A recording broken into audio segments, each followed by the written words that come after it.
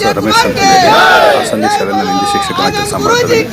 ಸುಮಾರು ನನ್ನ ದತ್ತು ಮಗ ಸರ್. ನನ್ನ ದತ್ತು ಮಗ ಅವರ ಅಜ್ಜಿ ನಮ್ಮ ಶಾಲೆ ಬಂದರು. ಸೊ ಅವ್ರು ತೀರ್ಕೊಂಡ ನಂತರ ನಮ್ಮ ಶಾಲೆಯಿಂದ ಅವನು ನಮ್ಮ ಶಾಲೆಯಲ್ಲಿ ತಗೊಳ್ತೀವಿ ಕೆಲಸಕ್ಕೆ ಅಂದ್ರೆ ಬೇಡ ಅಂತ ನಮ್ಮ ಶಾಲೆಯಿಂದ ಅವನು ಹೊರಗಡೆ ಕರ್ಕೊಂಡು ನಮ್ಮ ಶಾಲೆಯಲ್ಲಿ ಜವನ್ ಪೋಸ್ಟ್ ಒಂದೇ ಆ ಹುಡುಗ ಪ್ರೀತಿ ಮಾಡಿದ್ದೆ. ಮತ್ತು ಅವನಿಗೆ ಒಳ್ಳೆಯ ಸ್ಪೋರ್ಟ್ಸೆಲ್ಲ ಇದ್ದಿದ್ದಕ್ಕೆ ಏನು ಮಾಡಿದೆ ನಾನು ಹೊರಗಡೆ ತೊಗೊಂಡೋಗಿ ಗಜ್ಜೆಸ್ಗಳಲ್ಲಿ ವೈಸ್ ಸರ್ ಕಡೆಯಿಂದ ಇದು ಮಾಡಿಬಿಟ್ಟು ಅವ್ರಿಗೆ ಸಪೋರ್ಟ್ ಮಾಡಿ ಅವನಿಗೆ ಕೆಲಸ ಕೊಡಿಸಿದ್ವಿ. ಕೆಲಸ ಕೊಡಿಸಿದ ಸುಮಾರು ಒಂದು ವರ್ಣದಲ್ಲಿ ಇದೆ ಸರ್. ಆ ನಂತರ ಮದುವೆ ಮಾಡಬೇಕು ಕೆಲಸ ಮೊನ್ನೆ ಪ್ರಪೋಸಲ್ ತೊಗೊಂಡು ದಿವಸ ಮಾಡ್ತೀನಿ ಆಗ್ತೀನಿ ಸರ್ ಮದುವೆಯಿಂದ.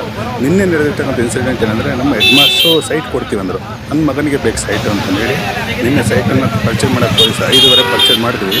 ನಂತರ 8 ಗಂಟೆಗೆ ಅವನಿಗೆ ಫೋಟೋನ ಹಾಕಿದ್ದಾನೆ. 5:30 ಫೋಟೋ ಹಾಕಿದೆ. ಸೊ 8:30 ಫೋನ್ ಮಾಡಿದೆ, ಫೋನ್ ಪಿಕ್ ಮಾಡಿಲ್ಲ. ನಾಳೆ ಈ ಥರ ಪ್ಲಾನ್ ಮಾಡಿಲ್ಲಪ್ಪ, ನಿನಗೆ ಲಾಂಗ್ ಇರೋದ್ರಿಂದ ಪರ್ಚೇಸಿಂಗ್ ಇದು ಕನ್ಸ್ಟ್ರಕ್ಷನ್ ಮಾಡ್ತೀವಿ, ನೆಕ್ಸ್ಟ್ ಫ್ಯೂಚರ್ ಮದುವೆ ಆಗ್ತೀಯ ನಿಜ. ಇಲ್ಲ ಸರ್ ನನಗೆ ನನ್ನ ಫ್ರೆಂಡ್ ಸರ್ಕಲ್ಲು ಅಜ್ಜಂಪುರದಲ್ಲಿದೆ, ಅಜ್ಜಂಪುರದಲ್ಲಿ ಇರ್ತೀನಿ ಸರ್ ಅಂತ ಭಾಳ ಇಲ್ಲ. ಓಕೆ ಸರ್, ಖಂಡಿತ ಇತ್ತು. ಮನೆ ಕಟ್ಟಬೇಕು, ನಂತರ ಮದುವೆ ಆಗಬೇಕು, ಎಲ್ಲ ನಾವೇನು ಪ್ಲಾನ್ ಮಾಡ್ತಿದ್ದೋ ಆ ಪ್ಲಾನ್ ಪ್ರಕಾರ ಅವ್ನು ಮಾಡ್ಕೊಂಡು ಹೋಗ್ತಿದ್ದ.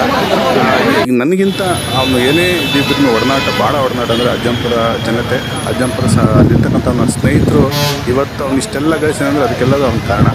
ಅವನಲ್ಲಿ ಪ್ರತಿಭೆ ಇತ್ತು, ಆ ಪ್ರತಿಭೆಯನ್ನು ಅವ್ರು ಹೊರಗೆ ತಂದರು. ಇವತ್ತು ನಾವೆಲ್ಲರಿಗೂ ಸಹ ಅಜ್ಜಂಪುರ ಜನ